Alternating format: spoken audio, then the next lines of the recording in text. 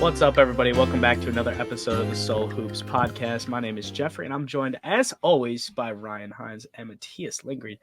How are you guys doing today? I'm doing well. I mean, it feels good to be back. We recorded the last episode on last Wednesday when the Dame trade happened, but that feels like so long ago, even though it was only like 8 days. So feels good to be back recording. I'm all moved into my new place. I'm ready. Enjoying the city, I hope. Oh yeah, you know how it is. Sure. How are you doing, Matthias? I'm not doing as good. I have midterms this week, so I've been stressed. Yeah, It's been in the books. But that's how it goes. Looking forward to the weekend. Nice to be back. Talk some ball. For sure. Happy times. For sure. Always good to talk some ball on the weekend before, going about our business. Well, let's get right into it. First thing we're going to talk about is the Jrue Holiday trade. And before I do anything else, actually, I want to say subscribe down below right away. And also, if you have not checked out any of our old videos about the Jrue trade or the Damian Lillard trade, we made a full length episode about the Dame trade, and we made Ryan made a breakdown of the Jrue trade the day it happened as well. So check out those videos if you want to see our initial reactions to these. But this will be a little bit more breakdown of the Jrue trade then. To break it down then, the Jrue Holiday was traded for Malcolm Brogdon, Robert Williams, 2024 Golden State Warriors first round pick, and the 2029 unprotected Celtics pick, or top 3 protector, something like that. Relatively unprotected pick. We'll start with you, Matthias, then. How are you feeling about the return that you guys got for Jrue Holiday then? For Jrue, the Jrue trade itself, I actually felt like it was a steal. Jrue obviously had a lot of value in the East due to Dame moving over there and his reputation of being the Jrue stopper. I mean, not the Jrue stopper, the Dame stopper. Yeah.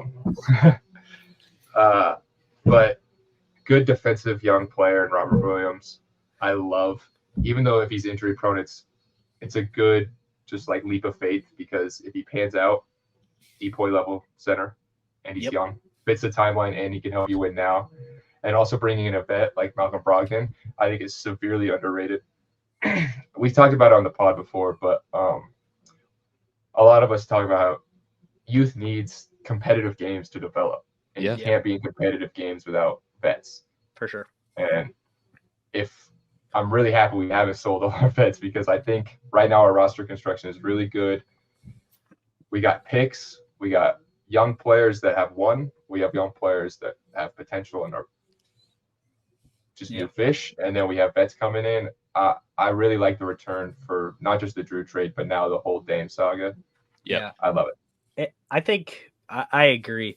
And I think one of the things that, like you said, needing to win games to develop, one of the underrated things about like this trade, I think, is they brought in players that have had young players that match up with their timeline of what they're trying to develop going forward. But they also have won games. I mean, the 2 centers they brought in, Robert Williams and DeAndre Ayton, have both been on finals teams. And like Malcolm Brogdon is a veteran player who has won a lot. Eastern Conference Finals multiple times, deep playoff runs multiple times, been a lead guard, been a backup guard, 6th man of the year. Like that's all really high value stuff.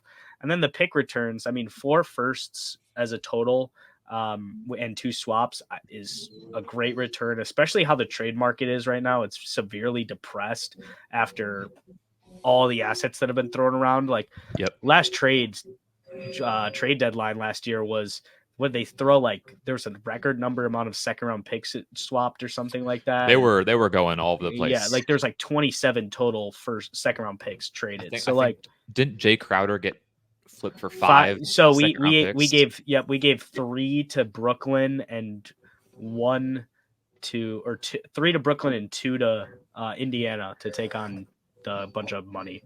So I believe the Warriors gave out like 4 or something like that in the James Wiseman trade. Yeah. Oh yeah, to get James Wiseman off. Yeah. Lakers sent out a first and 2 seconds, I think. Yeah, for D'Angelo Russell, and they were going around all over the place. Yeah. But back to the actual Jrue Holiday aspect of this with Boston. obviously this is a trade where you are inputting a player that fits on all 30 NBA teams seamlessly. But you're going to have to give up something for it. And they gave up 2 valuable pieces. I don't want anyone to underrate the value that Robert Williams and Malcolm Brogdon brought to the Celtics as a whole. Because I think that's been overlooked a little bit. Those 2 players have been good players for them.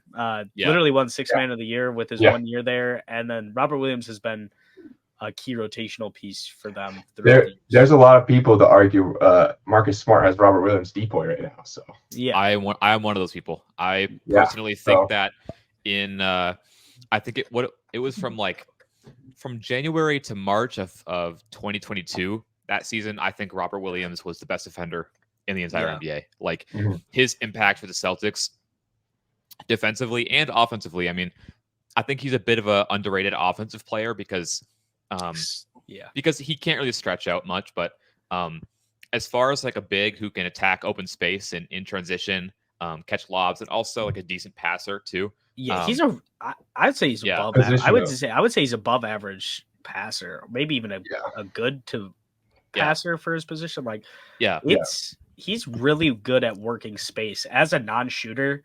Like that's what opens up the game if you're a non-shooting big man, like being able to pass from the elbow, from, the short corner, all of that stuff, being able to swing the ball around as a big that can't stretch. You still have value catching the ball outside of the dunker spot.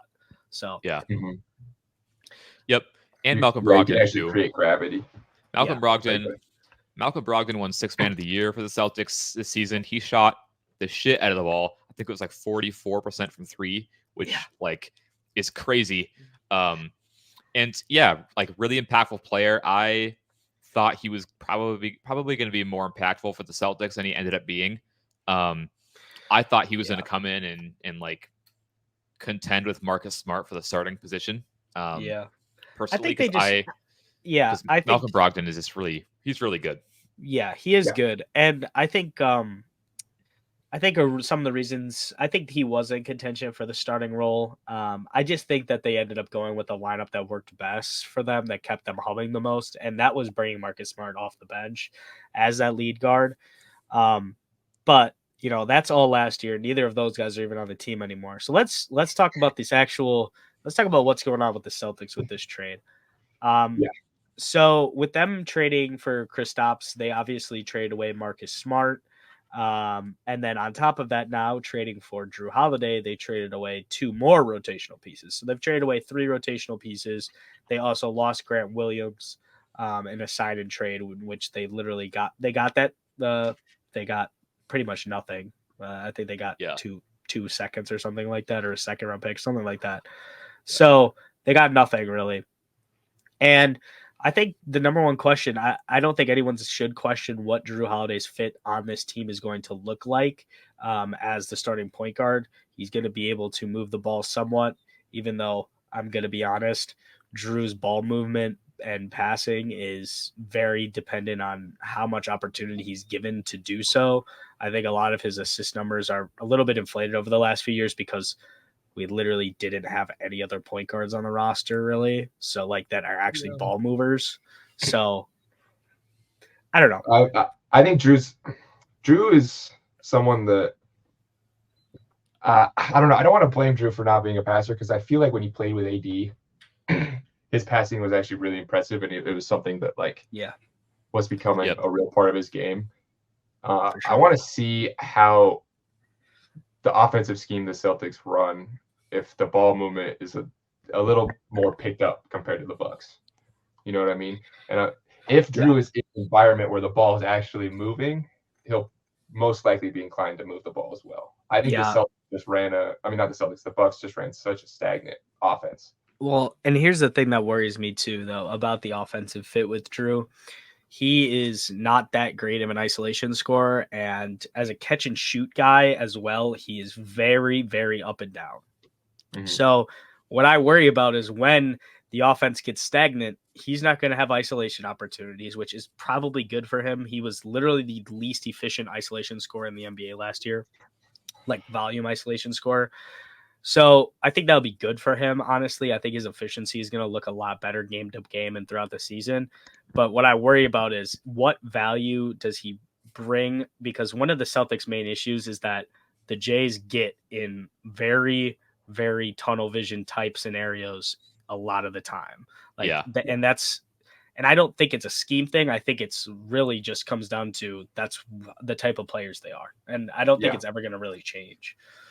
Yeah, and I think it's been a common theme with the Celtics over the last 3 years where they keep on getting this archetype of player that's redundant at this point. They have their full 6 starting lineup is kind of the same build, same play style in a way. Like Jrue is just a super version of Marcus Smart. You know what I mean? Their 4 main guys, Jrue, Jalen, Jason, and Porzingis are all very up and down offensive players that have very specialized defensive roles. It's very interesting. Derek White's very similar in that way too. Yeah. Obviously, he's like probably the best defender on the team now, but still.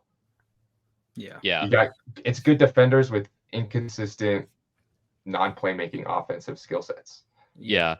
For the Celtics, though, like maybe going a bit macro for a second, like I have my worries with this team, just like I did before.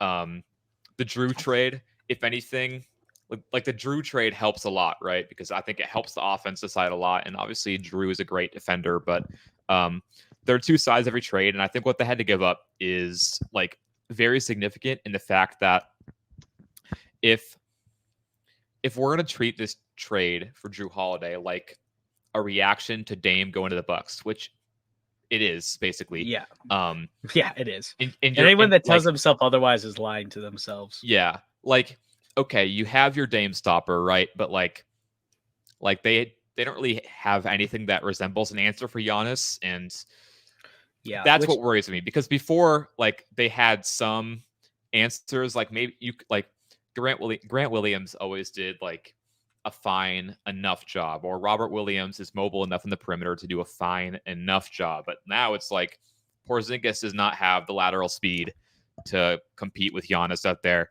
Tatum is just a little bit too small. Jaylen Brown is just a little bit too small. Jrue Holiday is a big body, but a little bit too small. I just don't see any way that they can slow down Giannis. And I want to address that because there's been a lot of discourse about that aspect of this. I want to say this: Al Horford has been a good defender on Giannis, but I think Ryan saw my tweet. I tweeted out, Al Horford has always done a good job on Giannis, but there's always been other players to take time to get Giannis into Al Horford range. Al Horford does not have the foot speed and never has had the foot speed to be a laterally quick enough defender to keep up. His game has always been a help side and as a post-up defender, being very good at with his hands in the post, misdirecting shots and getting deflections and stuff like that. Yeah. That's what worries me more than actually the presence at the rim is not the problem. It's getting him to the rim, because if you get Kristaps and Al Horford as your 2 bigs, neither of them can play in space well. Like neither of them. Yeah.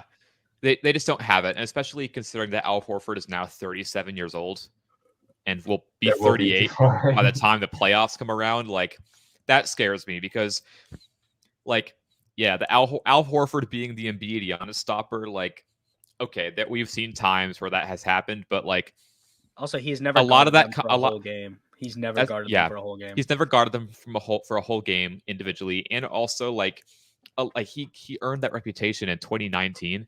And we're approaching like 5 seasons removed from that. So he just doesn't really have it in him to do that anymore.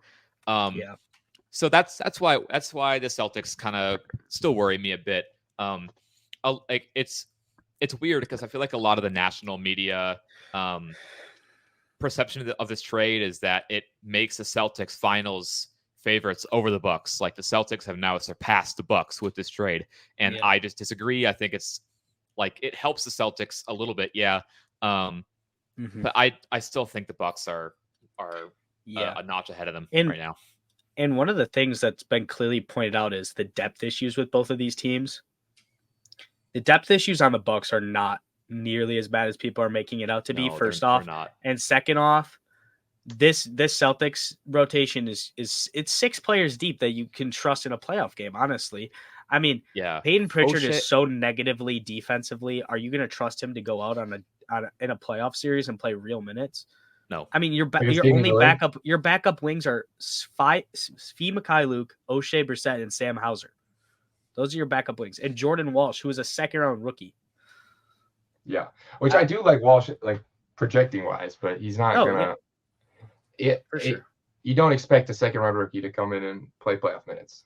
No, absolutely not, even and you close. shouldn't. Unless it's Herb Jones. And also, Like, I've ever felt confident. Herb Jones with a was second-round rookie coming in. Yeah, and Herb Jones is like one of the greatest defensive rookies we've seen in the last 10 years. So yeah, I mean, I don't want to sound too negative about the Celtics because this obviously puts them on. Collectively, Jrue Holiday is an upgrade. Like, I'm not going to say he's not a better player than either of those two or those two combined. Yeah. I'm just saying for a team that was already at that level defensively, you're already going to be a really good defense. And I just really think, and anyone who's pointing to that Jrue Dame series from 2018, 6 years ago, man, like it's got Dame is like Dame has gotten he's gotten so much better than he was in 2018. Yeah, yes, he has, but Jrue is still the best Damian Lillard. Oh, of course. Well, Drew's the best any guards defender. Yeah, true. like it makes sense why they went out for him.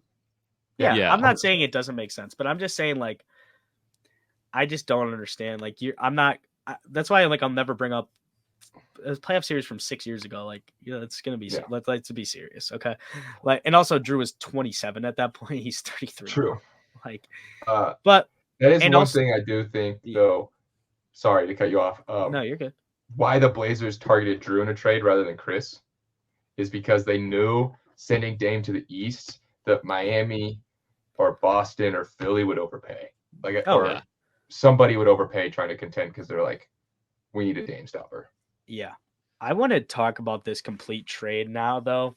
We talked about the complete package, but I want to talk a little bit about the 2 articles that came out from both Chris Haynes and Woj about this trade and how it went down. I just want to say, John Horst, you should never, ever have a different job in the NBA, that you should never be let go from this position as long as you want to, because my goodness. Did you guys see the thing about the Suns not even knowing what players they were going to be getting or who was involved? No. The Suns did not know that the mystery team was the Suns were. So pretty much John Horst said, you can't tell anyone about this, not even the team that the Suns, like you can't tell anyone that it's us that's involved. So he was like, okay. So the Suns didn't know that the player they were getting back was Grayson Allen. They just knew it was a good shooting role player. That's all they knew. They didn't know it was Grayson They just Allen. Gave him the stats. Yep. These are the stats. Yep. I bet if they gave him the stats, they could figure it out. I have no idea if they did or not, but apparently they didn't know that the Bucks were the ones that were involved. Yeah, I mean that's crazy, but also like I have been under the impression that like the Suns Blazers side of the deal was done like at least a few days before negotiations like really heated up with any other team. Like the Suns and Blazers had already known that okay, Ayton is going to get swapped for Nurkic, and now it's just finding the third team to kind of make everything to make the salary exactly match. Yeah. One thing I do want to point out that's really interesting also about that article. Apparently, John Horst apparently the Bucks front office has called the Blazers every single summer for like the last 4 years about Dan. Literally every year. Yeah. Apparently they've asked like every year if there's any moves on a trade. And they've said no. Obviously, get on a random Wednesday morning. It was like, oh, it's the yearly Dame call. Yeah, so call him. Yeah, and also apparently, Aaron Goodwin, Dame's agent's the one that said you should go to Milwaukee. Okay, good, because I was not a fan of how Goodwin handled this. Yeah, so apparently and all that, but yeah, apparently the Blazers gave him permission to talk to teams early on, obviously. And Milwaukee expressed interest, and he was like, the best basketball team you could go to is actually in Milwaukee. And he's like, yeah. But it should be interesting. I'm really excited for this season to play out. Also, with these 2 trades being complete, this Eastern Conference, like when we were talking about the Eastern Conference with a lot of different teams that we said could make runs, I just don't see it anymore. I really don't. Yeah, Barring injury, these two teams are so much far and away better than everybody else. Yeah, because we were talking about how, like, even without Dame, the Miami Heat can't be counted out, or how the Cavs might be that team, or Philly if they can convince Harden to stay around. But I don't think that exists anymore. I think that's kind of done. Right now, it's looking like we're going to get a pretty epic showdown in the Eastern Conference Finals between Milwaukee and Boston. I can't wait for that. Very excited. I'm very, very excited to watch this season, and it's going to be really interesting for me for the Bucks side, because with the training camp starting up this week, I'm learning a lot more about what type of scheme and offense they're running, and it looks like we're going to have a real offense, which I'm super, super excited about. I mean, I've been seeing the breakdowns of like the ball handling sets that the Bucks have ran. The Bucks were like last in like all of the like variations of pick and roll, like horn sets, all that. Like elevator screens. I saw that. Like it's going to be so exciting for me to watch a lot of this stuff, and I'm just super excited. For me personally, also watching who gets that fifth starting spot on the Bucks. I think from the first 2 days of training camp, it looks like it's going to be Marjan, because Dame shouted out Marjan specifically, like, and it's just so it's going to be super exciting. But moving on from that, I did want to ask you one thing. Like, how do you feel about the Chris news? Have you seen the? So apparently, Chris did an interview today. For those who don't know what we're referencing, Chris Middleton effectively is not doing contact practice, so 3-on-3 or 5-on-5 work. Essentially what it is so Giannis and Chris both got surgery this offseason on their knee, but Giannis's was a cleanup procedure to get a lot of the stuff that's been messed up with his knee for a few years cleaned out and kind of like get the swelling down and stuff so he doesn't have so many issues with it. Chris's was to repair a torn meniscus. Like, that's what it was, like a partially torn meniscus. So essentially, I guess after the surgery, he's still following they didn't want to rush him back to contact work. So essentially it's like he's cleared for all basketball, and they just don't want to do him doing contact work, like his doctors. So they said he'll be cleared for contact work. He should be cleared for contact work before the season starts, because they said they ramped him up way too fast last offseason and he got re-hurt. So he's taking it slower. But I'm not too worried about it. I'm not too worried about it. Like I've said before, 58 games with Chris barely playing last year. And we won 58 games with Chris barely playing last year. So if he does have to miss some time with rest, I'm not too worried about it. But by the playoffs, he was healthy last year. I mean, playoffs he was a 24 and 5 guy last playoffs. Post All-Star break, he was real solid. Yeah, I don't know. He wasn't like full Chris, but I'd say he was like 80. Yeah, and his role is going to be so much simpler now. So, did you see the stat where he only took 18 open shots last year? Sorry, no, I didn't. He only took 18 non-contested shots.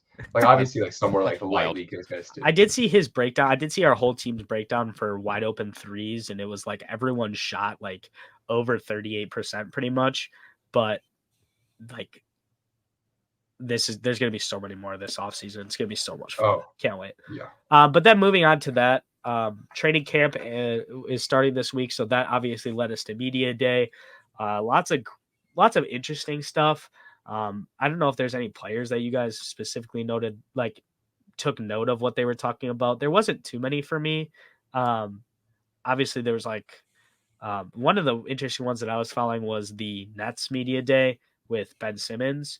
Yep. Apparently he said, like, obviously he said this last year too, but he said that like Chris, similarly, he had a similar procedure done to what he had done last offseason, but he ramped up his work a lot different.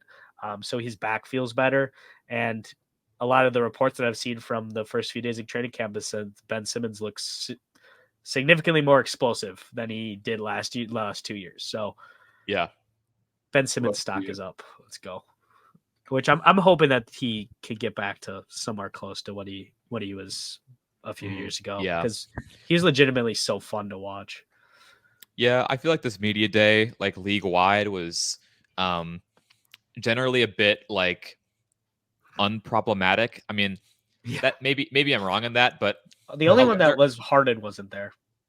Yeah, but like I think people kind of knew he wasn't going to be there. But I feel like most teams had a pretty chill media day.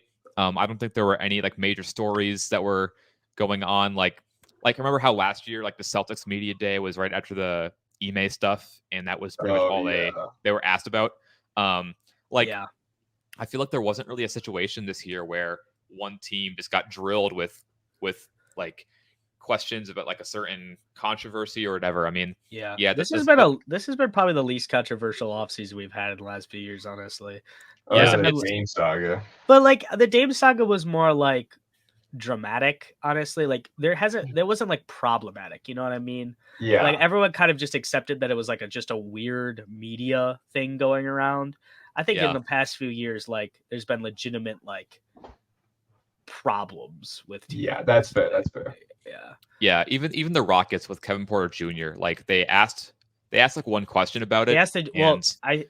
Most teams put their GM up there first or owner, and they asked the GM and owner, and he said he's not going to be back on the team at all. Like he's on the roster because he has to be right now, but he will not play for us ever again.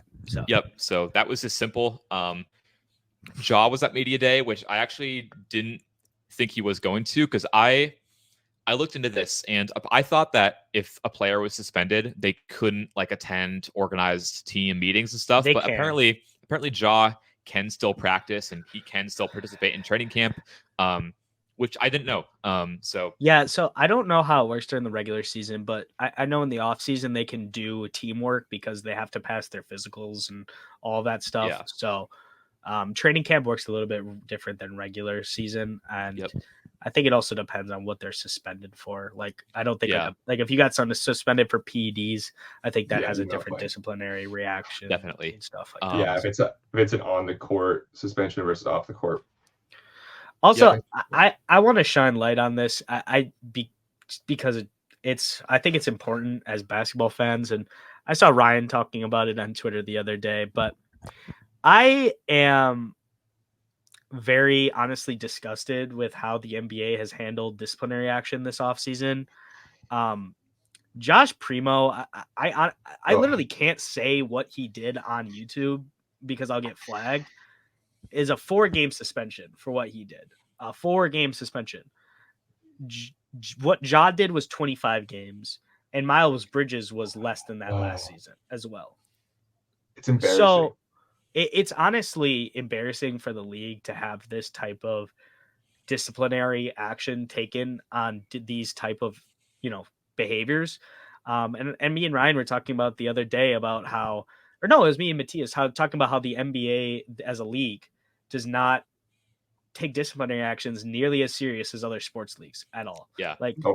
At all. With anything, with players, with media members, all the above. Yeah. Coaches, it doesn't matter.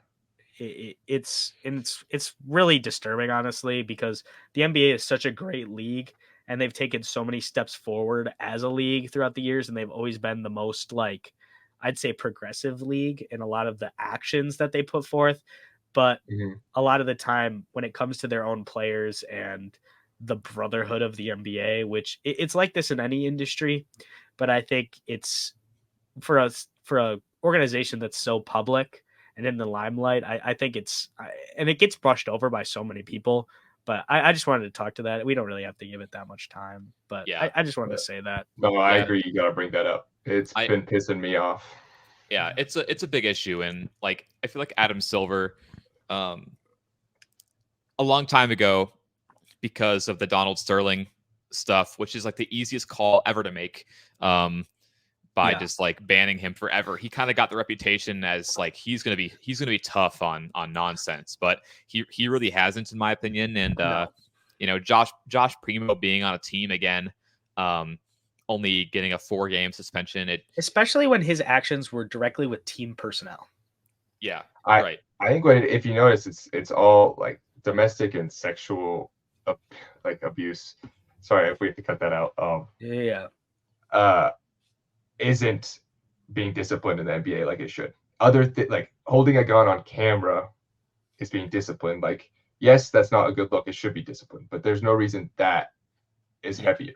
And it's a consistent theme where these guys are getting kicked out of the league for doing drugs or like doing things that like big suspensions. Like the And Kai Jones situation. Kai Jones is currently suspended from team activities for what? Just like messing around on the internet. For and obviously there might have been stuff behind dyeing the his scenes, hair and like dancing.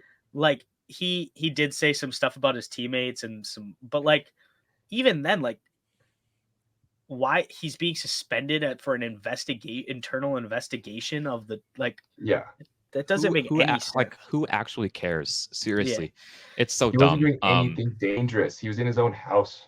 Yeah. Also, I don't think we have to worry about getting like penalized for saying stuff because we don't get paid for this. So that's true. I think we'll be okay. It's all right. And it needs to be said. So I'm not too concerned. It does need to be said. But we can move on. But other than that, other than the James Harden stuff, but he did report to camp yesterday. So, and he showed up in shape, and he showed up like he was actually trying. So maybe those reports about him like saying like he's gonna try to cause issues and stuff like that. Whatever, can we talk about that too? We saw so many reports saying stuff like before media day about how James Harden is going to show up and start making things super uncomfortable and how he's going to start causing some chaos, and it's like he has not even done that at all. Yeah, people are losing their mind over this James Harden stuff. I swear to God. Yeah, and it's honestly hilarious because I think at this point it's just he's gonna be on the Sixers. Like he's gonna have to play out the year and go into free agency. Like that's what it's gonna be. But honestly, anyway, no, there's no hard trade in the field right now. Yeah. Nope. So that we can get in, preseason started today, and Timberwolves versus Mavs, and the Timberwolves smoked them. They absolutely demolished them. Yeah. I watched a little bit of the game, and then it got really boring because they were up like 19-2. And then they were up like 35-9. And I was like, this game just needs to be. I was like, I'm going to do something else. I didn't get to tune in at all. Yeah, Cat looks good. Cat looks so good, dude. Yep. That game, like it's preseason, so you can never really like draw that much from it. But Cat looks great. Yeah, all of that mobility that he lost post injury last year, it looks to be all back. Like his pump and go game, and being able to like find lanes to the basket, like he was kind of unguardable. And like, and he was working really well with Rudy Gobert as a passer. Like he was driving in the rim really well, and he was dumping it off to Rudy because he was drawing doubles, and they were just leaving Rudy open, and he was dumping it off.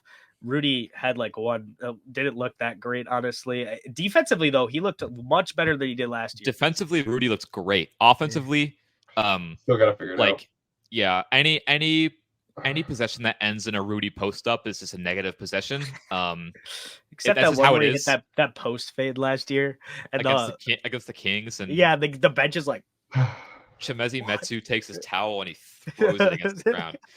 But that's one of the funniest plays ever. Yeah. So but Cat looks great. That being said, like a team like the Mavericks is the perfect team for the Timberwolves to play because their bigs are inexperienced, and also they play an isolation heavy style of basketball. And when you have McDaniels and Nickeil Alexander-Walker and Anthony Edwards, like it's so easy to it's so easy to guard those teams. I can't believe you guys got Naw. I can't believe you guys got Naw as a throw-in, dude. I can't believe that. That jump, his form is Utah. Yep. His form is reworked too. Like it's not the same like hitch as it used to be. It's like more of a better looking shot. That it's so nice. Goes straight through the pocket. He's around like glass. And Troy Brown Jr. looked good, and like Shake Milton looked good. Shake Milton, he's a bucket. Like I'm so happy that we have that my team has a backup point guard that can actually score, because for so long we've had to deal with like Jordan McLaughlin or Jalen Noel or Austin Rivers who they can't score. So it's nice to have an actual bucket out there. For sure. But Cat, he was just too good for the Mavericks defense. I mean, they tried to put Grant Williams on him. Grant Williams couldn't really get it done. Derek Lively and Omax, they were just too inexperienced and too small to really contend with Cat out there. It's going to be hard. I think, and Omax looked pretty okay, I thought, from what I was watching, but being a defensive first player in the NBA, I think a lot of those skills can translate when you talk about lateral movement and working passing lanes. Obviously, the ball is going to move a lot faster in the NBA. There's going to be a lot of different actions you're going to be put into that are stacked on top of each other. Yeah. But the hardest thing about switching from defense in college or overseas or whatever to the NBA is everyone's so much bigger, stronger, and athletic than anybody you've ever played before. So it's just like it's just crazy to watch. But I thought they looked. I thought that both teams looked how I expected. Yeah, I mean the Mavericks obviously they had a really really rough first half, but truly, and I'll be honest, they were missing a lot of layups. Like they were missing a lot of easy shots that like normally in a game like they'd be making. So it wasn't like they played that bad. I think they just had a lot of fluky misses early on. Luka took a while to get going, but once he did get going, he was really going off. Of course. He had 25 points in the first half, which is like wow, like really really impressive. Like he was by the second quarter too, he was like really that three ball really started falling for him. And the isolation bucket started to go in as kind of, the numbers evened out. That being said, he wasn't even looking to pass to his teammates. Like when he had the ball, he was like really just only looking to score, which isn't like a bad thing necessarily. But I do like, I think the halftime numbers were like Luka had 25, and I don't think a single other teammate had more than 6. So that was the story of the first half. And then that's a team that we knew they're going to have to develop some chemistry. They have a lot of new players that are coming. Oh, yeah. So, but anyways, it was kind of a boring game, honestly. There was some cool stuff that was going on, but the rest of the preseason games start this weekend. I don't know the exact schedule. I know the Bucks are playing on Sunday. I probably won't watch because football will be on, but I might tune in. I don't know if any starters are going to play. If starters will play, I'll throw it on in the background. But other than that, I'm not watching. I believe Blazers play Tuesday, and they play the New Zealand Breakers or whatever. Oh, yeah. I know the Mavs are playing Barca. Oh, that's going to be a big game. Yeah. But then other news, Devin Vassell signed a contract extension. Let me get the full numbers. I don't know the full numbers, but but I think I know 5 years, 149, I believe. 149. Yep, and then there's also like another 11 million in unlikely incentives. Yeah. I am a big fan of this contract. Honestly, I think Devin Vassell had a really good year last year. He averaged 18, 3 and 3 with a steal as well. Wasn't super efficient, but wasn't inefficient either. Like kind of one of the middle grounds. It kind of expected efficiency for a younger player. Mm-hmm. But I think this is one of those contracts that's really just gonna age so perfectly. Like he's only gotten better so far. And I think when you're watching a player develop and you can get him at his current price and you believe he's going to be better, you should always pay him before his price goes up, obviously. Yeah. So I think it was 5 years, 146 million. So, but one of the highlights of this contract that Ryan pointed out to us was that it's a descending contract, much like how, Jalen Brunson's was that he signed with New York last year. And in his last year before I'm not sure if it's a player option or whatever it is. It's going to be a player option, I would assume. The last year is 24 million of the actual contract, which is going to be 15% of total cap space. And that's like essentially going to be with projected numbers. That'll be like less around or a little bit more than like a mid-level exception in like 4 or 5 years. So it's honestly a great contract. I think it'll age similar to how Anthony Simon's contract aged. They paid him early while they saw he was getting better, and you pay him. And he got better, and now he's really good. And you have a guy on a contract that would most likely be a $30 million plus player for 24. So Yeah, I could argue that this is a better deal than the Anthony Simons deal just because of the two-way ability that Vassell brings. I don't know if he has necessarily the offensive showcase that Anthony did at the time, but I think they're betting on the He's- offense developing more with Vassell. I mean, he doubled his assist numbers. He's improved the offense every time. Yeah, he Increased shot his 38% from three-point three, take, which and is pretty good. Yeah, well, and he took two more attempts than the year before. So it's like, Yeah, he took more attempts and got more efficient. for sure. Yeah, I think Like, I don't Vassell. know. I think Vassell is a really, really good player already, and I think he's going to get so much better. Mhm. I don't really know how he's still underrated, because I feel like this summer, like, the Vassell hype train got pretty loud. But like, the reason why I say he could still be underrated is because, like, I feel like the general reaction to this contract was super weird. Like, I don't really see a world where you can say this contract is like a massive overpay. Yeah, I think people are still getting used to, like, the sticker shock and, like, the new price tag. contracts of the new the new NBA market. Because, like, people see $30 million a year and they're like, oh, that's what Kobe made in his prime. And it's like, well, $30 million a year now is like, that's Vassell money, right? They could have paid him, they could have paid him. Money.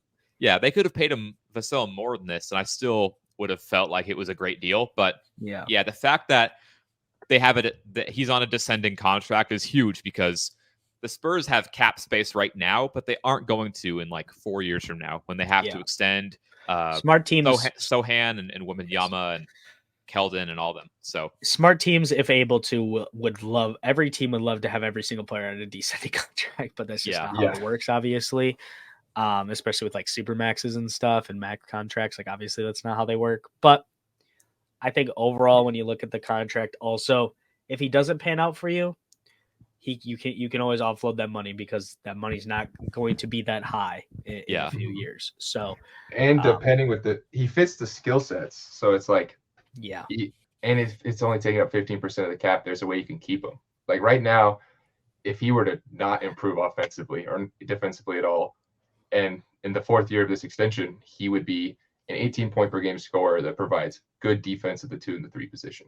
That will be valuable for a team with Wembanyama and Sohan.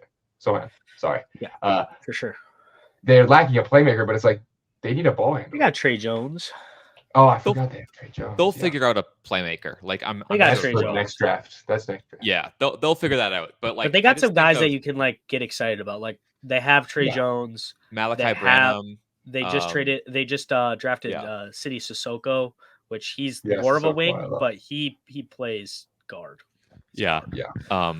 And we're going to talk about the Spurs in just a little bit here, but so we can get in the rest of the roster Graham then. Too. They got Devontae Graham last year too. Yep. But I just think about with this contract, a 2027-2028 season, because Vassell is making $24 million a year, which is projected to be around 15% of the cap. And you think about Wembanyama when he's 23 and Sohan when he's like 24, 25. And where they're going to be at in their careers, and Vassell, it's like, I feel like that this contract for Vassell is such a bargain. Seriously. Yes. If I'm a Spurs fan, I am overjoyed with how they've gotten Vassell locked up for so long. And it's very similar to the Keldon Johnson deal. Another descending contract that at the last year of it is 2026, 2027, 17 million a year. Like, if those guys develop how you think they will, by that time, that contract's going to be a steal.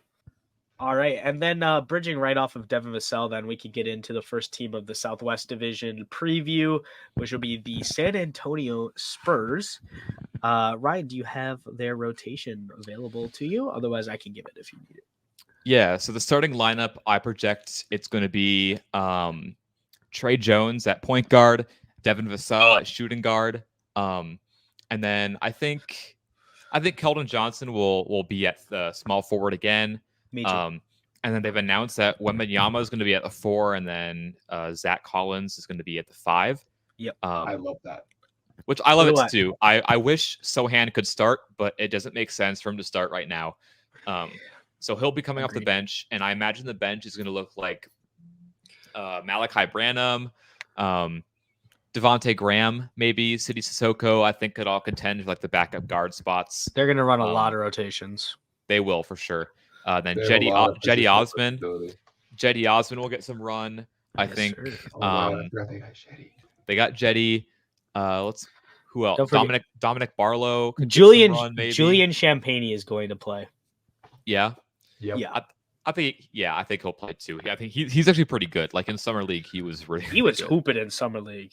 He was hooping If he continues to, if he does anything close to that off the bench for him, that's amazing. I think my Bucks guy, Sandro Mamushvili, I think he might get some run too. They really liked him last year. They He's played him kind of a lot hooper. last year. He's kind of a hooper, low key. He was pretty good when they played the Wolves. He was pretty good actually. So I think he'll play, and then Sohan's going to play a ton off the bench. He'll be like their main 6 man. And he can easily plug into the starting lineup if either Victor or Zach Collins is like missing a game, or if they want to run a different. And I think obviously they're starting Victor off at the 4 now because they want to see him develop defensively before they throw him out there as a 5, which is smart. I think he might be a career 4, dude. He might be, but I think he's closer to like a Giannis, where it's like Giannis defensively at the 5 is like fine and it works, but it's like he's so athletic and so springy. I feel like Victor's going to be a better weak side guy, and he's too athletic to just like put in the center role in offense. Like, somebody got him at shooting guard at times, which is like, and he kept up. I don't know about career, but like, because I think as long as Popovich is the coach, I think they're going to run him at 4. But when the day comes where Popovich is no longer the coach, I think they'll probably, if like a newer coach comes in and like wants to put him at the 5, I think that'll happen. But I think you have another guy in Jeremy Sohan who is really good as a help side, versatile defender. Yeah. So I think that could be a really seamless fit as well. Mm-hmm. But then again, you never know. Yeah. I'm more of a fan of moving off. The Spurs have always been an organization though that same. The Spurs have always been an organization though that plays lineups that work well. And I think you'll still see a lot like when we do, like if you go on Basketball Reference or B-Ball Index or anything like that, I think if you look up at lineup breakdowns at the end of the year, there's going to be a lot of minutes where Victor is the 5 and Sohan's the 4 in the middle of the game to give other guys rest. I'm going to throw a little prediction out here right now. I'm going to predict the 2 best lineups for them are going to be not in order, but it's going to be Vic at the 5 and Sohan at the 4. Yeah. And I think it's just going to be Vic and Sohan minutes, where it's like when Sohan's at the 3 and it's either probably Keldon or Vassell out. And a super big lineup. Zach, the super big, versatile, athletic lineup, because even Zach Collins is like, he's not like some supreme athlete at the center position, but he's not like some slow guy out there. He can keep up. So it's like 1 through 5, there's so much positional versatility on that team. Yeah. They can run so many different lineups. They're gonna suck. They're gonna suck, but they'll be fun. Yeah. And they're gonna be fun outside of just Victor, which I think is a really good sign. Yeah. I can't wait to watch this team this year. I watched a good bit of the Spurs last year. Because I'm a huge Sohan fan. So whenever, like especially earlier in the season, when Vassell and Sohan were both healthy, like I was tuning into Spurs games pretty regularly. And I'm going to tune into even more this year because obviously Wembanyama is going to be on the team, and I just think they have like a more cohesive unit than they did last year. So I'm super excited, and the rotations are going to be super interesting to see how they play out, depending on like who's available and who's not, and how Sohan and Wembanyama play together. And Vassell taking the leap, kind of like we mentioned earlier. But this team is going to be bad. Yeah. There's really no way to sugarcoat it. This team is going to suck, but it's going to be it's going to be good because like when you're a team at this stage in a rebuild, you have to learn how to lose. Like there are ways that you have to, like, even if you're going to lose, you start building a bit of a culture and a winning identity now, even though it's not going to pay off. So sort of like the 2 years before the Suns, like 2019 and 2020, like they were really bad those 2 years. And then in 2020, well, 2018 and 2019, they were really bad. And then in 2020, they had that bubble run where they went 8-0 and they were like, we learned how to win games. We learned how to play well together. And then 2021, they trade for Chris Paul and they go to the finals. So it should be interesting. And I think they have a lot of players that are looking to either have bounce backs years like Devontae Graham or Cedi Osman, who had a very up and down year last year. They have a lot of young guys that have a lot of potential that I think everyone should be bought into. A lot of their young guys. I don't think there's anyone that's on this roster right now that you would think is bad. Like that. That is interesting. I do think all of them are going to play too. Like I think there's a chance 1 through 15 or whatever get run this year because there's been talks of Vic already resting, and we know Popovich. They don't have any stars, so the new rule isn't going to affect them. If they really want to, they're going to suck even with everyone healthy. If they really want to suck, they could. You know what's funny though? I think they put them on a bunch of nationally televised games in a lot of like key time slots because of Vic, and I think that he's not going to play a lot of those games. He's going to get rested, which I don't know if I agree with, but I think they just want him to be. I just think they want to be super safe with him because he played so much basketball leading up to the NBA season. I think resting. He's only had like a month and a half first off. Quarter of the year. Yeah, the resting in the first quarter of the year makes sense.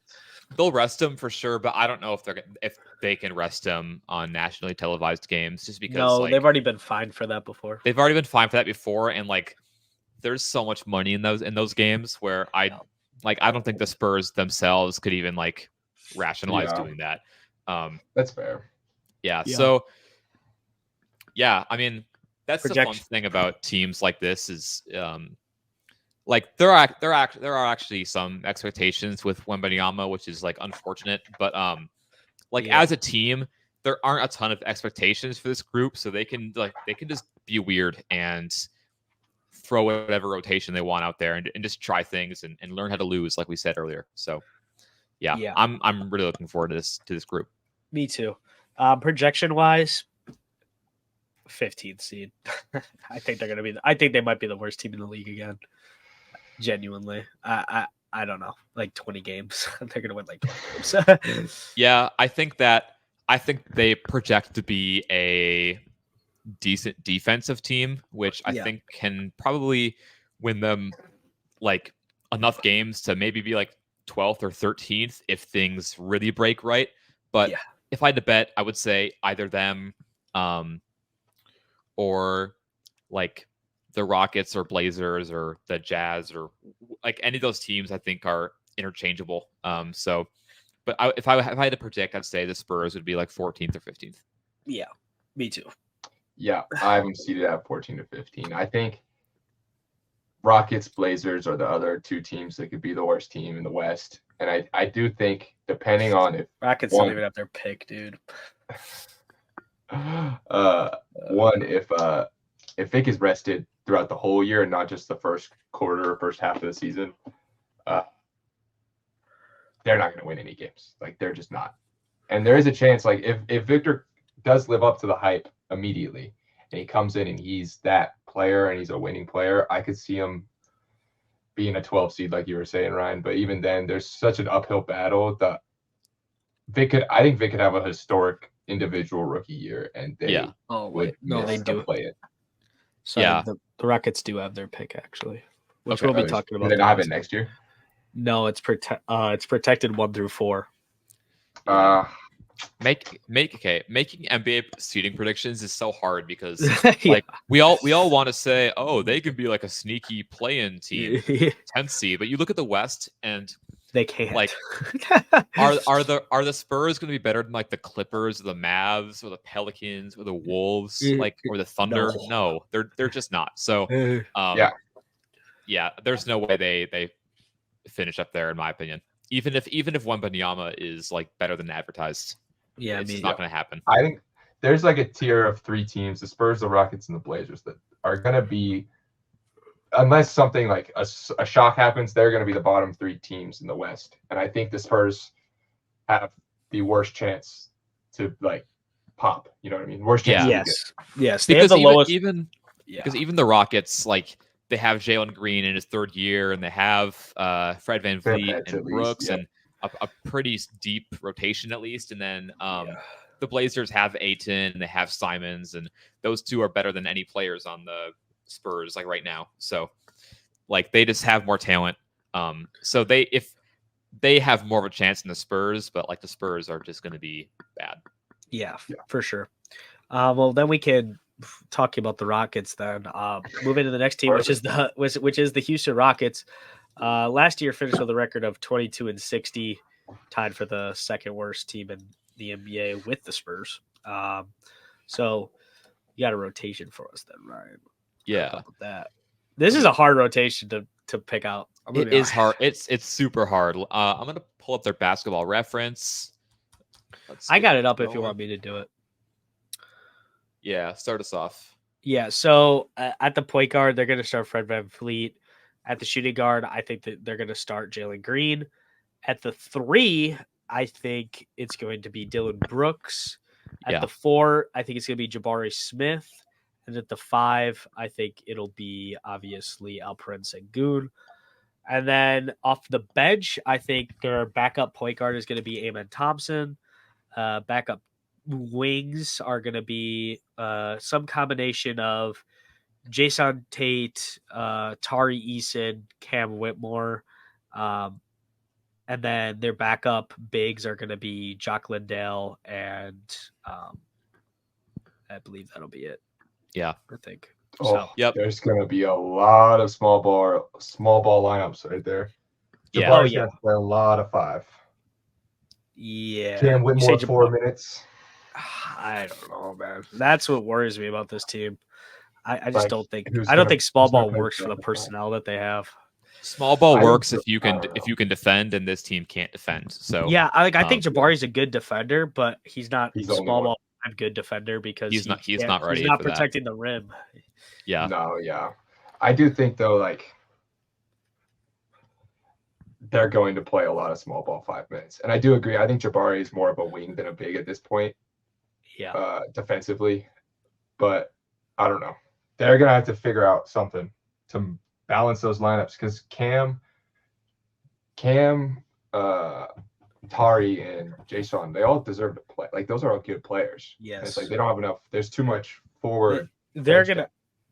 Honestly, if I was them, I would be after this year. I'd be looking to consolidate some of these players. I mean, you have a lot of really good players. Yeah. Like, you have a lot of really good players, and if you're bad enough or you get lucky in the lottery to get a top 4 pick and you have your pick, are you going to be trading that? Are you trading a top 4 pick? No, especially for a young team. So, and guys like Jason Tate and Tari Eason, like they're really good. Like, they're good rotational players, I think, on any NBA team. But like Tari Eason would actually have a lot of contenders, I think.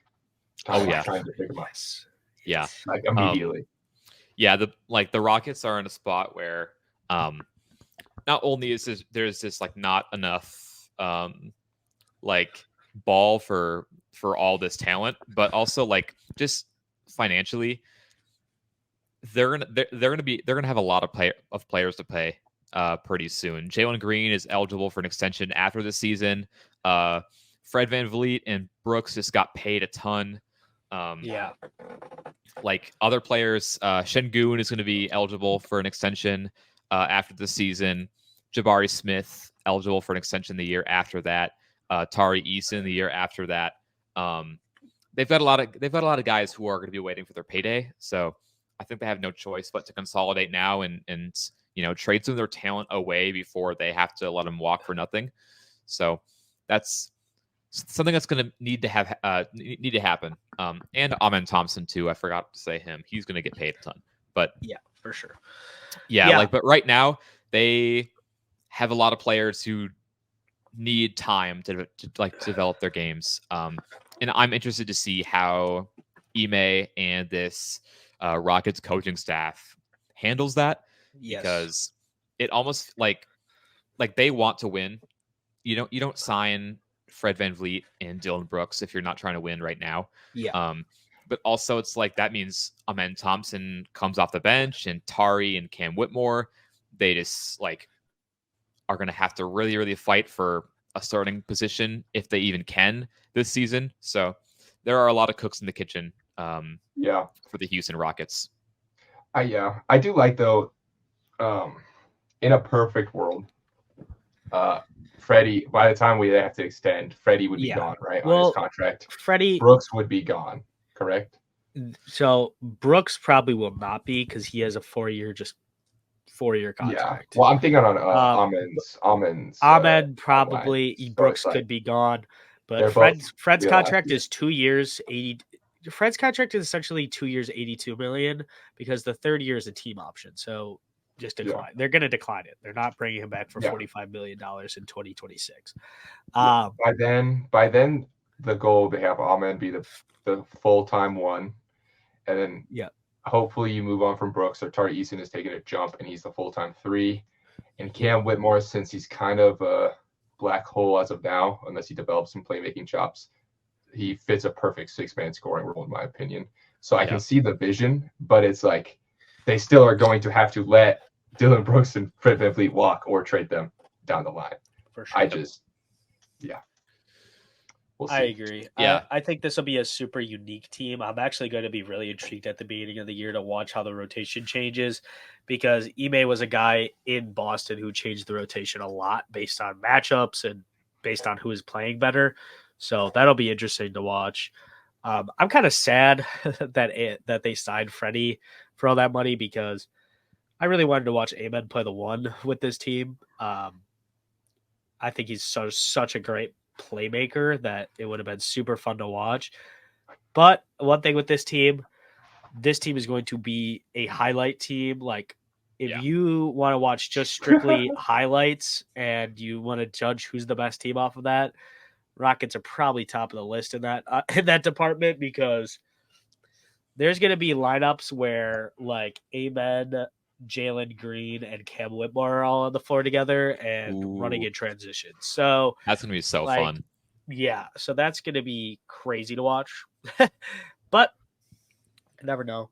I think we've talked so much about this team and how unique their specific situation is right now, but I agree they're going to want to win, because they would rather be closer to that 10 to 12 or 10 to 14 range in the draft than that 5 to 10 range. You know what I mean? Yeah. Because their pick is top 4 protected, like I said. So if they're really bad, they're okay. But if they're not bad, like, you're not going to want to be giving the 5th overall pick, like, at all. No. So I do have a question about this team, though. And it's about Jalen Green. Obviously they have this season to determine that, but as of how his career has gone right now, is he worth a rookie max? Rookie max is what, 4 years, 160? It's more than that. It's like 180? it's like 2. But he wouldn't qualify for that. He wouldn't qualify for that one, though, because the only way to get to 200 is if you made an All-Star and All-NBA. Got it. Okay. So I think his would be, I think it's like the similar to or a little bit more expensive than what Devin Vassell just signed for. Yeah, I think it would be a bit more than that.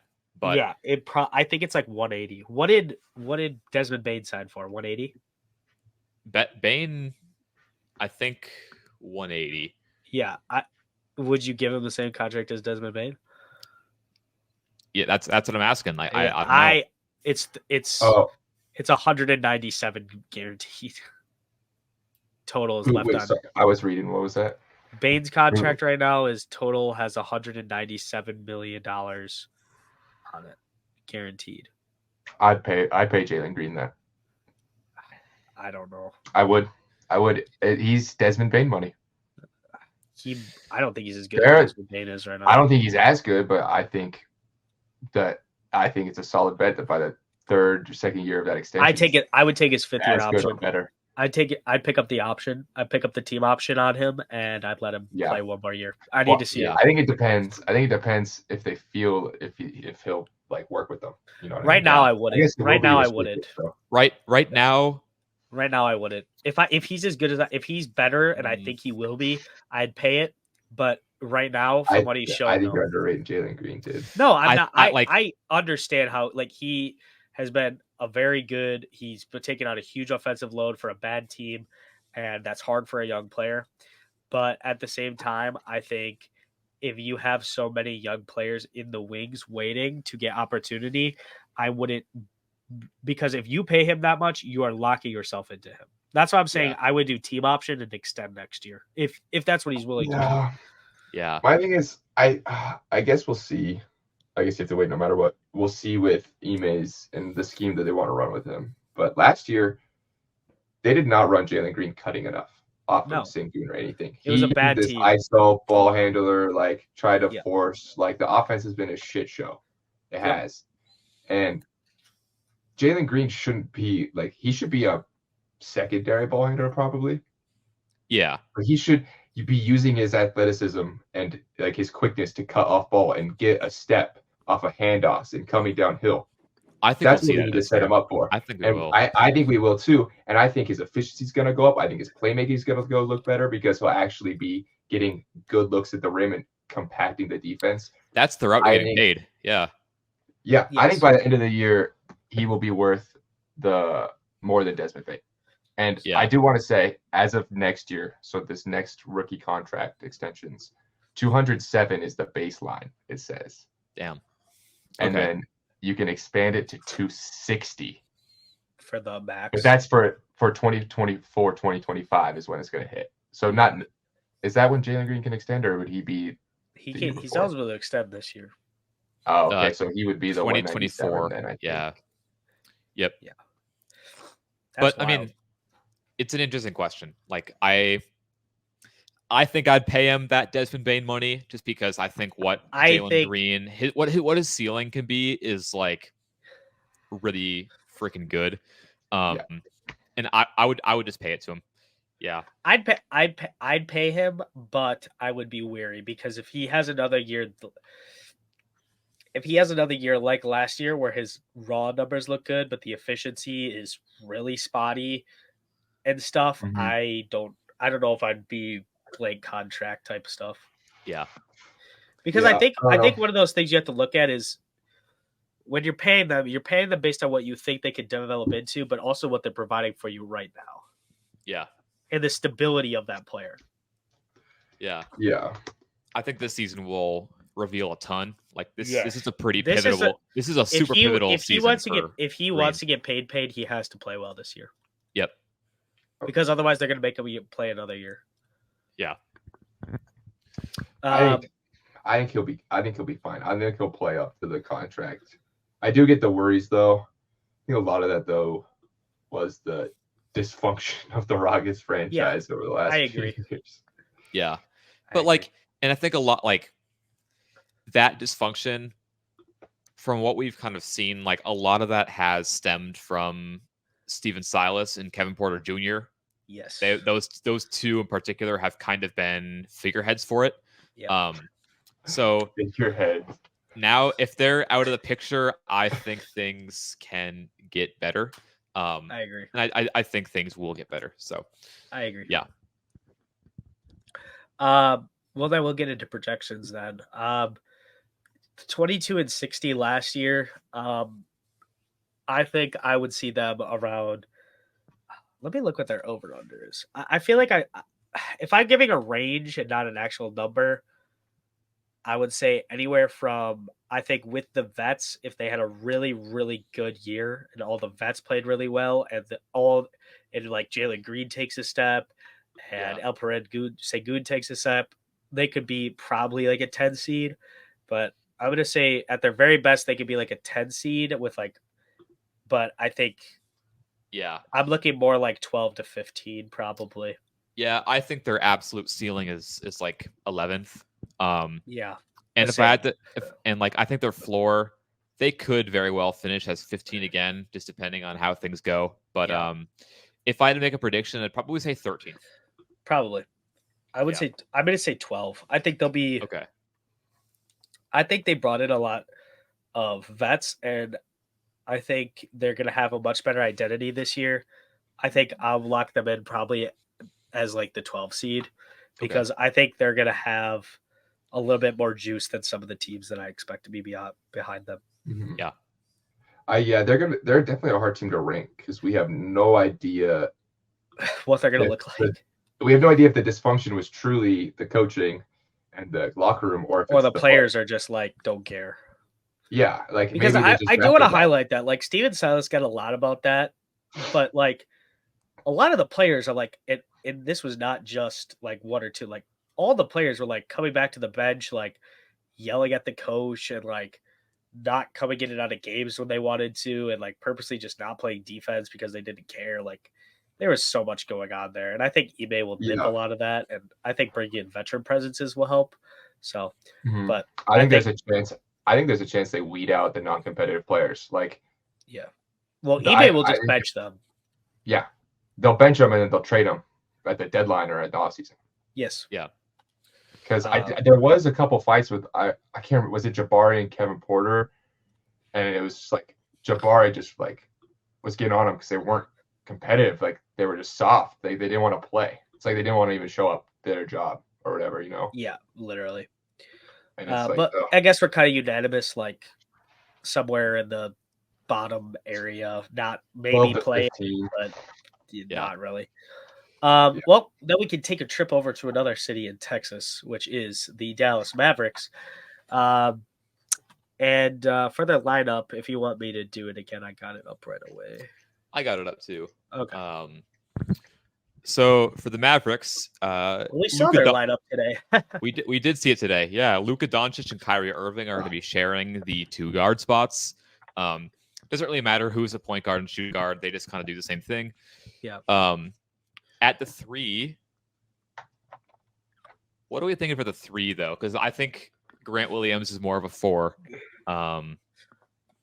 Omax. Yeah.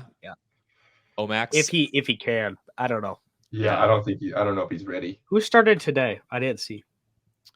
Tim Hardaway Jr. I think started today. Jesus. No, Prosper. Oh yeah, Omax, Williams, and Lively started. Okay. I don't think Lively will start when the season starts. I think they'll give that to Rashawn Holmes personally. Rashawn Holmes looked really good today. Yeah, he did. I think Rashawn Holmes has been pretty good for a while. It's just like he didn't fit the Kings scheme last year at all. But now with more of like a pick and roll heavy offense, I think Rashawn Holmes fits that much more. Really solid screener. He was in Sacramento when Luke Walton, when Luke Walton kind of slowed things down. Yeah, Bill. When Luke Walton slowed things down over there and had Rashawn Holmes as the main screener, I think he did a really good job at that. And that's why he got paid with Sacramento, was because he was really good as a screener. Has a really good push shot, not as much of a lob catcher, but when he gets the ball and he like pushes it in, it goes in every time. So when they made that signing this summer, I was like, did they just get him for free pretty much? Pretty much. Yeah. I think Sacramento just were done with him. So yeah. Great partner to play alongside Luka and Kyrie in pick and roll. For sure. I agree. And then off the bench, they got a lot of decent pieces off the bench, honestly. I mean, they got Seth Curry, Dwight Powell. They got Dante Exum they take a flyer on, which I think could be interesting. Like Jaden Hardy, Josh Green. Markieff Morris is a good vet who can like do some scoring off the bench if you need. Yep. So. Oh my goodness! I apologize. No, oh my goodness. Yeah, I don't know. This team should be interesting. I really don't know what to say about this team because it's really going to be however far these defensive prospects and players they brought in can take them is how far they're going to go, because we already know the offense is going to be great because they have a generational offensive player in Luka Doncic, and they have one of the best shot creating guards of all time in Kyrie Irving. So like, Yeah. we know that's going to be great automatically, but like, Yeah. do they have someone to guard guards? Not really.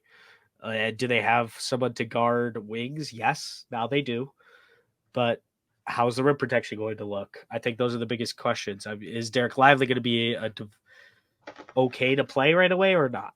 I think he can be. I don't think he's going to. I agree. I think they're going to start Rashawn Holmes, but I'm interested to see how this whole thing goes. I think. Oh no, actually, their starting lineup was Grant Williams and Omax and Lively today. Okay. Yeah. So, which is weird, but it should be interesting. Very weird. Yeah, I'm interested to see what they do. Yeah, the defense. I'm worried about them. Yeah, being honest.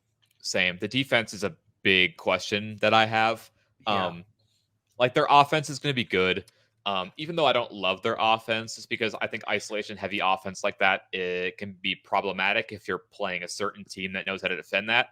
Yeah. And also in the playoffs, it's pretty exploitable in my opinion. And I'm not like the biggest Luka Doncic fan, as I think you guys know.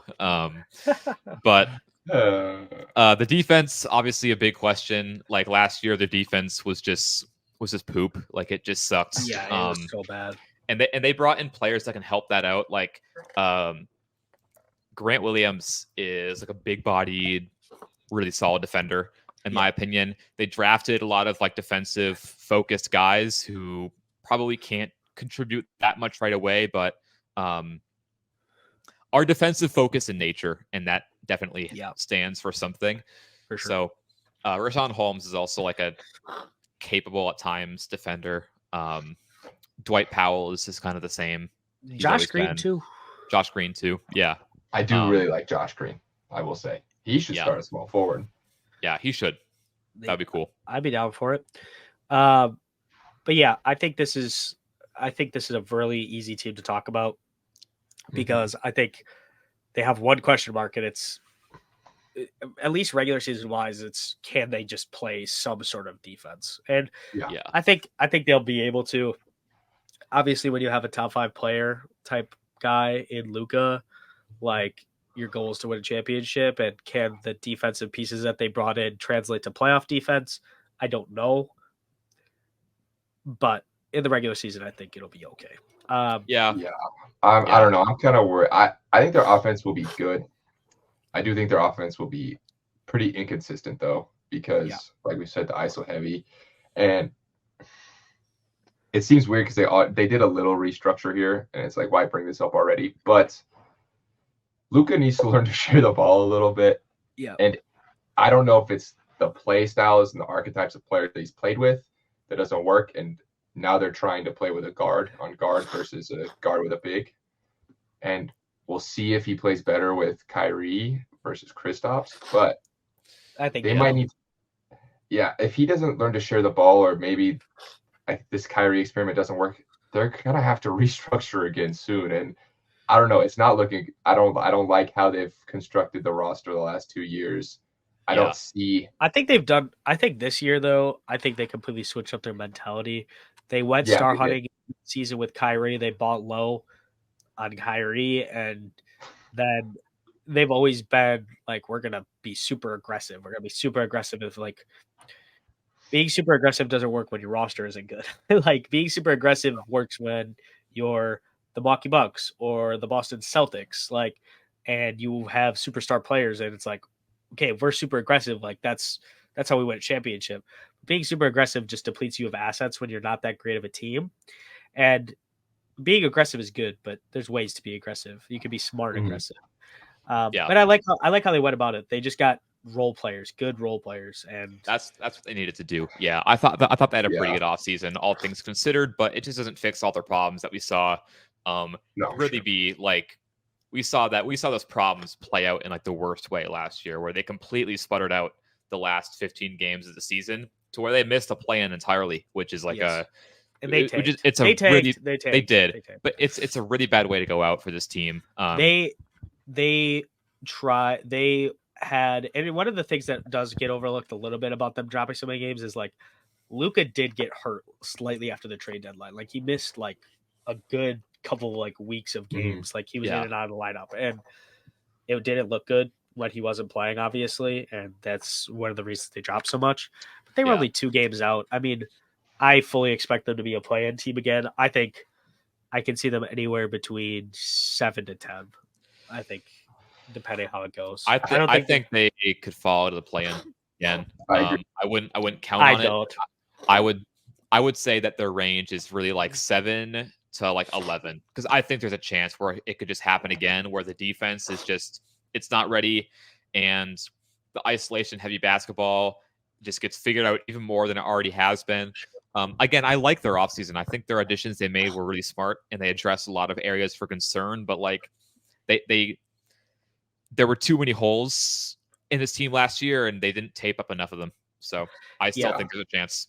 Yeah, I can see that for sure. Yeah, I agree. I got them a 7 to 12 seed. I do think if I were to put an actual number on it, I go 8. I think they'd be I'd bet on them being a top half playing team. They have Luka, they have Kyrie, but imagine you get the 1 seed and you have to play the Mavericks, bro. That would suck. Yeah. Like I regardless of any team and playoff matchups, which this team wants to be a playoff team and competing. Yeah, like I mean, playing Luka in the playoffs is not something that you want to have to deal with in the first round. But also, I will like, say though, Jokic is looking at Dwight Powell and licking his lips, because that Jokic licks his lips at literally everyone in the NBA. So yeah, that's one of my favorite offseason things that I saw people talking about. Like, who did anyone in the West get anyone to help with Jokic? You're not guarding him, so who cares? No, you just have to ignore. It's one of those things where it's like, scheme wise, you try to limit him, but like archetype and player wise, just do what your team does and don't even try. I think there's literally one team with like the Bucks are the only front court that I can think of that has 2 players even close enough, good enough to like play straight up defense and get in passing lanes. Like I don't think there's any. And those are like other team 2 depoys on the same roster. Cavs. Like if Jared Allen and Evan Mobley continue to be those defensive studs, I can see that for sure. The Timberwolves did a good job. They did a pretty good job. A fine job. I think they did a fine job. If you can do a fine job on Jokic and the Nuggets offensive scheme, I'm going to tell you that you did a good job. Because a fine job for any other team is like, but if you can limit that, like, it's just never going to be limited. Like, it's just not going to happen. Because Jamal Murray is really the reason the Wolves lost that series, to be honest. And the fact the Wolves offense couldn't score. But for sure. Never mind that. The range of the Mavericks are just like 7 to 11 for me. Yeah, for sure. All right, well, next team going east, actually, even though they're in the west, to Louisiana with the New Orleans Pelicans. Last year finishes the 9th seed, 42-40. Rotation should be interesting for this team. I'm going to be honest. I am very intrigued with how this roster is going to play out. Yeah, I mean, like, the rotation is definitely interesting, and I think a lot of the reasons why it's interesting is because they kind of didn't make a lot of roster change-ups from last year. I think their starting 5 is going to be, is it the exact same? It's CJ, Herb, Ingram, Zion, Valanciunas. So they're rolling out that 5 again. Especially with Trey Murphy being injured for first month or 2 of the season. Yeah. Not too awesome for that. Yeah. While you guys talk about this team, I have to use the bathroom for 2 minutes, and I'll be right back. All right, you're all good. Well, let's talk about this team then. Then with the bench unit looks rough, honestly. Like Dyson Daniels, Kira Lewis, Jordan Hawkins, Cody Zeller, Larry Nance. Like Cody Zeller and Jordan Hawkins I can see, because Jordan Hawkins I can see as someone just like playing spot minutes as a shooter in the corner. Like, but yeah, but not great. I don't know. I'm very worried about the offensive level, like that these bench guys can produce. Obviously, you're never rolling out just 5 straight bench guys, but like they'll be with CJ, BI, or Zion at all times. And I'm really worried about the lack of a real point guard on this roster. Like, really worried. Like, there is, like, Kira Lewis and Dyson are good. Like, I think they could be good, but Kira Lewis like got played out there. Like, he's not in the rotation anymore.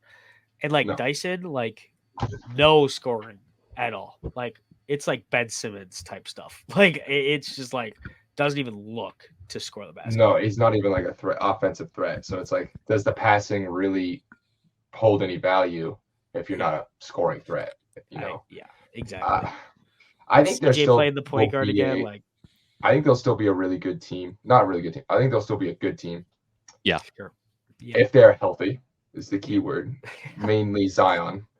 I do think Zion's gonna be more healthy this year. Another thing from media day. Apparently, he, for the first time in his career, got like real trainers and like went through a real offseason like plan and stuff. So. Oh man, Jesus. Interesting.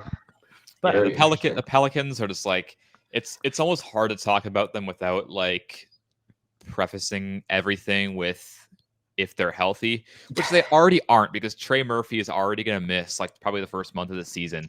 But I don't think he's not as like he's an important piece, but he's not Zion and BI missing 80% of the season. Definitely. Yeah. But they're also banking on him developing.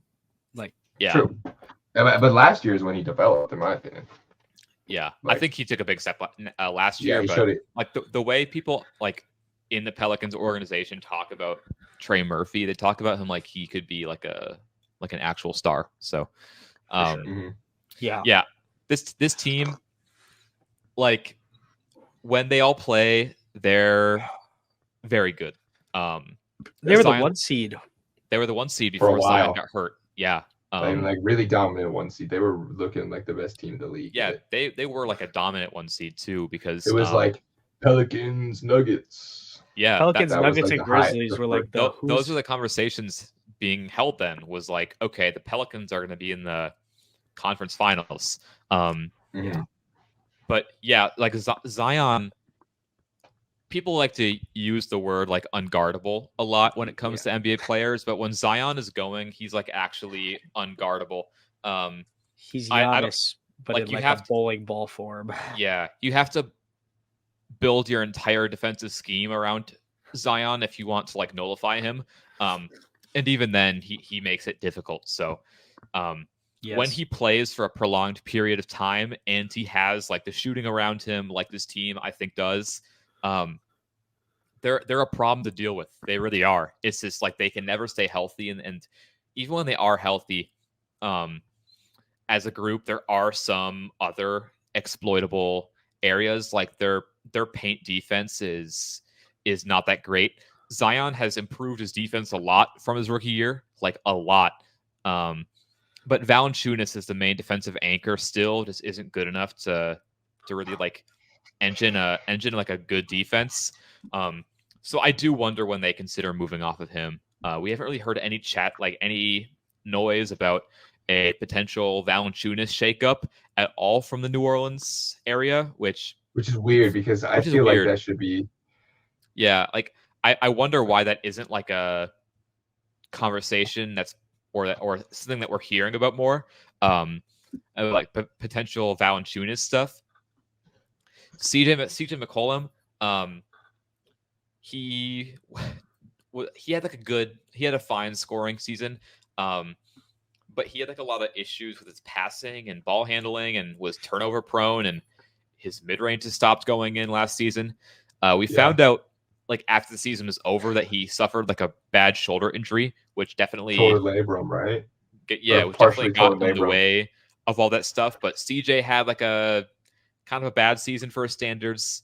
And then Brandon Ingram also missed a ton of time with that toe injury. When he did come back near the end of the year, he was looking amazing. he had that one stretch in like March where he was like phenomenal. And they inevitably just got bounced in the plan right away. So also they just sputtered out, more so due to injuries for them than like the Mavericks, where it was just like they just had too many things go wrong. With the Pelicans, you can boil it down to mainly just the injuries just like took over their chances. But it's hard to talk about this team without talking about injuries. So like making a prediction is almost just like the range is going to be like it's impossible. It's impossible. Yeah, I agree. Yeah, I think this is the most variable team in the league for that reason. Yeah. I have them at 3-10. That's like where I have them too. My range is wider. I think they could be like a 2-10 or 2 to 11 if that even. I agree. Like, it's a super wide range. I think there's a lot of teams that we're going to be getting into in the West though that might have ranges like that. I have a few on my eyes that I'm like, outside of Denver and Phoenix, I feel like 3 through 11 are going to be hell. It's going to be like for the most part, it's going to be very interchangeable for sure. Yeah, literally, like the last day of games is going to be like half game out from the playoffs. Like the 11th, like there's a good chance that like the 11th seed on like the last week of the game is like a half game out from the 7th seed. Yeah. Well, that's how it was for a good portion of last year. It was such a close race. Yeah. Last year was a bloodbath, and I think this year is going to be a repeat of that. I mean, I'm looking at the standings right now. Obviously, Minnesota had the same record as the Pelicans, but they had the tiebreaker for the 8th seed. They were 1 game back from the 7th seed and only 3 games back from the 4 seed. So like, and the 10th seed was 40 and 42, which was the Thunder, and they were still again 4 games back from the 5 seed. Like, that's wild. Yeah, that's a small gap. Small not gap. large. Well, then we can get to the last team in this division, which is also going to be a lot of question marks at the end of the season. In the Memphis Grizzlies, finished with a record of 51 and 31 last season. Got to go through their rotation quick, or do you want me to? I got it up if you need. No, you got it. Yeah.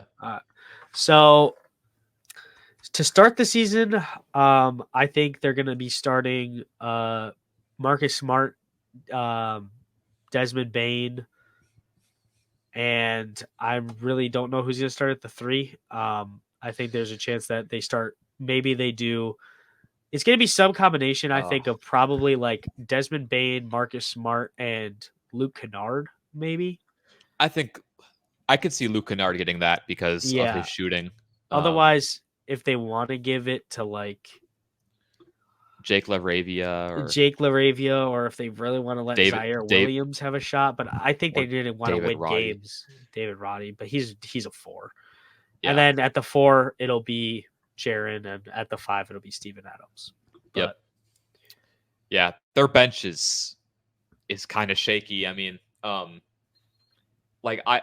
you think about how good their bench was 2 seasons ago. Yeah. And we saw the whole because that stat about Ja missing games and the team was better. It's like a lot of that was due to their depth. And you look at that team, like a lot of their depth is just gone. I mean, Tyus Jones gone, Kyle Anderson gone, Brandon Clark, Achilles injured. He'll probably play. He's not going to play. He's not going to play. Yeah, I mean, maybe if he does, it's going to be at the very end. When did he tear his Achilles? Like the May? He tore it in March or April. And Achilles injuries take a long time. It's usually like a 9-month recovery. Yeah. And then you got to ramp up into shape. You got to ramp up and yeah. So their depth is lacking. Their depth is lacking because of injuries and suspensions, though. If you plug in Brandon Clark and Ja Morant, this roster is built really, really well. Yeah. Yes. And it's like obviously like we're not giving other teams injury and suspension issues, and I think this team is actually going to struggle a lot at times. But I do think you're underselling depth a little bit. Their forward depth, I see it, but Like I think Dylan Derrick Brooks, Rose still has they a let little. they let him walk. I mean, like yeah, They gotta. like he's a polarizing figure, but like he's a good player, starting caliber player in the NBA, and they let him walk. They must. Yeah. I think they have. They have to have faith in one of these forwards, and this was a big question I had that I want to ask you guys. Which young forward would you put money on to step up on this roster and actually like be a solid starter? Like Dylan Brooks at worst. You know what I mean? Like they got to plug into the Brooks role. I don't know. Like not a big shoe to fill, but also I don't know if any of these guys can fill it at this point. Yeah. Well, I think everything I've seen from Santi Aldama since coming into the league has been really good. I am a fan of his game. He's a really good shooter. Just kind of knows where to be. Good rebounder, all of that. Not like a great defensive player, but he can score the ball. I like everything I've seen from Santi Aldama. David Roddy is like a bit of a weird player. He's a funny player. Just because his frame is weird, and it's like he's really fast for the frame, so it's like sometimes you feel like he doesn't really know how to use his size to his advantage, because he plays like a shooting guard and like a power forward body, and it's weird to look at sometimes, and just isn't an efficient. It is like isn't a shooter from anywhere either. So he's really he's like a bruiser. Best utilized, but like I don't really see it from him. I'd say Santi Aldama is probably my pick. Agree. I think he'll take a scoring leap this year. And plus, he said that in FIBA he was working on taking more defensive assignments and learning how to defend better. So that could be intriguing. I don't know. Yeah, that's. I do think it's going to be Santi. I agree. That would be my number one pick. I do think people have kind of forgotten about Zaire. Rookie year, he played 62 games, and he played well when he played. Yeah, he was really good defensively that year. Yeah, and he was good defensively, and he was efficient for a rookie. Like, he came into the league like 45% from the field. That's pretty good for a rookie. A lot of times they're shooting. Like, look at Jalen Green splits he's shooting. Devin Vassell, he's even shooting less. Like, and these are guys we're high on. And obviously, Zaire's taking less shot attempts, but good efficiency. He was really good in the mid-range, good defender. He fits the small forward build, because that's my worry with Santi is if you want to play him, you have to take out Jaren or Steven Adams. And then it's like you still have a hole at the small forward spot. And then it's like, the lineup's not going to be great anyways. Yeah, I think I feel like we've also talked about this team an okay amount, especially Jaren Jackson Jr. We've talked a lot about. I'm big on Jaren, man. I love Jaren. I am not that big on Jaren, to be honest. That FIBA did leave a bad taste in my mouth, honestly. The FIBA left a bad taste in my mouth, even though he was playing out of position, which we just got to clarify because that's a big part of it. And you got to remember that he won player of the camp. He won player of the team. Like he was, and then all of a sudden he got benched, but like obviously he played bad. But yeah, I just think the offense in Jaren's game, I'm just a bit low on it. Like I think I'll admit a lot of it is because the aesthetics of it kind of get in the way for me of like really having a lot of faith in it come playoff time, especially. But I just have never loved his offensive game. I just think where he's at right now is like a 18 points per game kind of guy. An elite defense is kind of where I see him potentially capping around in his career. But like the biggest narrative that's kind of like about like running about this team right now is the whole Ja stuff, right? He's not going to be playing for the first 30% of the season. It's 25 games. And it's like a big question is how are they going to fill Ja's production for those first 25 games, and how can they kind of like hold it down and stay afloat? Because like we were just talking about with the Pelicans and Mavericks, this Western Conference is very cutthroat, and if you start off the season slow and you have to play catch up the rest of the season, that can really do a lot of damage to a team's seeding hopes. So For sure. like this, Yeah. the Mavericks, the Grizzlies are going to have some sort of like plan going into this first stretch of the season, to find ways to win games and to just like do as much as you can right now and wait for Ja to get back. I agree. Yeah, and I think they're banking on the defense, and I think that's why they went and made that move for Marcus Smart when Ja got suspended I agree. and when he was available, because they don't have a scoring threat out really. Like they have Desmond Bane and Jaren Jackson, but again, those guys are both probably tertiary scorers. I don't know if I fully believe Bane is a second option.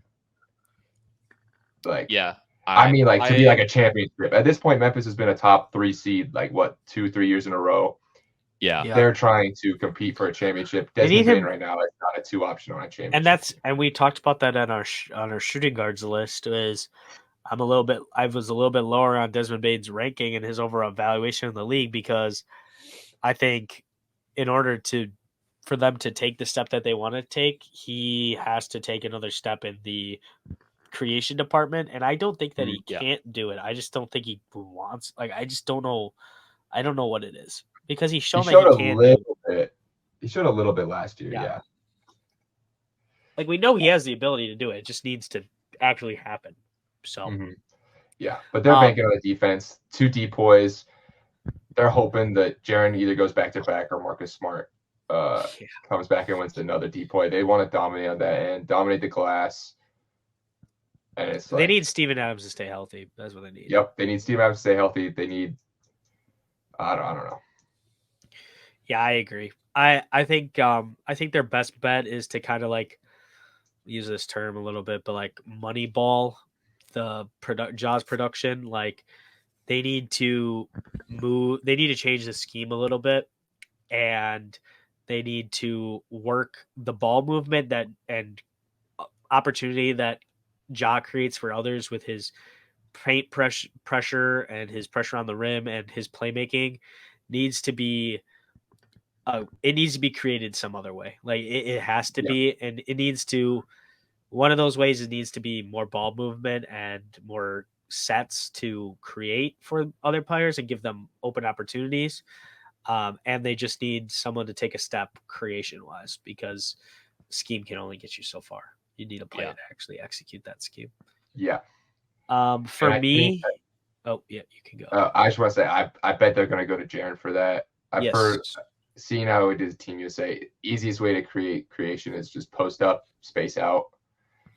Like, you shrink the floor, but you put Desmond Bane near side with Jaren Jackson, you throw Luke Kennard in the opposite corner on the top of the key, and you just space out. Yeah. Yes. Yeah. Something I do wonder about this team is like how Marcus Smart really fits into all of this, because it's going to be interesting to watch. Yeah, like I understand the idea of bringing him in, right? Gives you like a real culture guy presence on this team. Defensive piece, plays the Grizzlies style of basketball for sure, but I guess when you really look at it, like offensively, I just don't really know how Marcus Smart fits into this team, because I think Marcus Smart has played his best basketball when he's been at that point guard position, and obviously with Ja on the team, he's not going to play the point full time. So I think that's also can be attributed to the type of skill set that the players in Boston have. I think it's he's never played with a playmaker like Ja. No, I think Ja will make his life a lot easier. I think they can.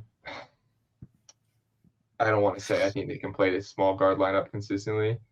I think they can have spurts. They're going to do it. They're going to do it. They're going to do it.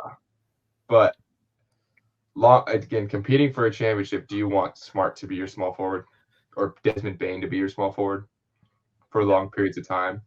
No, you don't. And maybe they're bringing him in to just like a little mentorship, a year, trade him out, get more pieces, try to get, because he is going to have valuable for contenders. Yeah. It could just be a little pit stop, try to corral the locker room a little bit. I don't know. Yeah. I agree. There's a lot of 6'4" combo guards in this roster. I'll throw this out there. I'll throw this out there. I love Chris Middleton for the rest of my life, but if he doesn't have another healthy season, and I'd trade him. I'd trade him for Marcus Smart. I would, especially with the roster we have right now. So you'd rock a Dame, Smart, Marjon, Giannis, Brook. Yeah. Who other forwards do you guys have? What? I don't know, man. I guess you get other depth from that, but yeah, it would be more than just Marcus, probably. I mean, in this scenario, if Chris is hurt, you might not have a lot of value. Yeah, I know. Well, that's how it is. I just want a defense. I want to be a super team. That's really what I want to be. Yeah. All right. Well, then for the projections on the Grizzlies, I think I would have them at the absolute highest. It would be like 4, and the lowest, I think, if the 25 games without Ja goes really bad, I think they could be like the 11 seed. Oh, 11 seed. I wasn't expecting that. If it goes really bad, I don't think it will. Yeah. But if it goes really bad, like there's definitely a scenario that you can picture in your head where it's like the offense looks horrible. There's everything is so scattered. And I'm giving their floor a bit more credit. I think if Ja was here available for the whole season, I think their ceiling is an easy 2 seed. But because he's not, I would say their ceiling is like a 4 seed, and then their floor is probably like 9 at the latest. Because maybe I'm being a little too harsh. I think I'm more attributing it to like there's 11 good teams. Yeah, for sure. There's a possibility that they could be the 11th seed, but they could be like a game and a half out from the. Yeah, that is true. We were just talking about how it's a bloodbath. So I don't know. I think they're like a better version of the Brooklyn Nets. Yes, but you got to deal with Ja Morant being suspended. But it's like they don't necessarily have. They're not going to have this offensive powerhouse for a majority of the season. They're not going to be probably not going to be a good offensive team at all until Ja gets back. I would be surprised. Mid at best. They're going to be a league average to below league average. Yeah, but their defense, just like last year, is going to be top tier. Yep. It's probably going to improve because Ja will not be playing, and he's their weak link on defense. And you're replacing him with a deep boy level defender. Yes. So I think that the defense is going to carry their floor. So I really don't see them. I don't think they're going to drop past 8 at all. I think they'll be top half of the lottery to 4 seed. I agree. I think what I would really look for that. The reason I did pick the 4 seed, by the way, is because that was what Phoenix was last year, and they had a lot of injury problems. And I kind of compare that to Ja missing games. Like Chris Paul and D-Book missed a lot of games. But other than that, I think it'll be an interesting. 25-game suspension is basically that's a lot. It's an injury. That's a big injury. That's what it's equivalent to. Yes. Yeah. But that wraps up then our preview for the Southwest Division. I think we're going to try to do the Pacific Division next week, coordinate it a little bit better. It's a scheduling mishap on our side, actually. But we'll probably be back next week. As always, down below, leave a like, subscribe, comment, do all that good stuff. Check out the channel for other videos on recent news. Ryan just dropped biggest questions for all 30 teams and all that kind of stuff. So everything should be all up there. And peace out. Peace.